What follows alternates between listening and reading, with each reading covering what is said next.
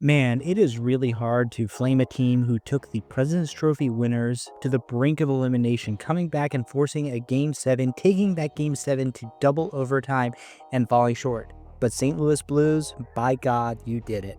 You blew it, boy! You really blew it! How? How on earth did you lose this game? Jets fans were ready to tar and feather Connor Hellebuyck after he let in those two early soft goals. Then the Jets lost their best defenseman Josh Morrissey for the entire game. Even when they managed to claw back to within one, you counterpunched, pushed the lead back to 2, and entered into that smothering, suffocating defensive structure that is so goddamn difficult to break. You held that 2-goal lead up until the very end, till under 3 minutes to go. You had a 1-goal lead with under 2 seconds to go. How? Before the Jets scored their second goal, they had a 0.77% chance, less than 1% chance of winning that game according to Money Puck, and yet they came back and won. So I ask again, how the fuck did you let this happen?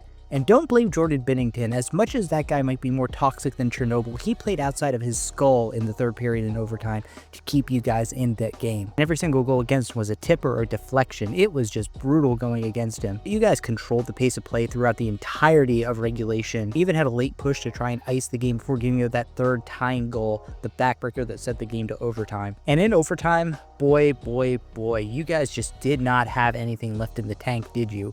You looked like you were playing scared. You were playing too defensively.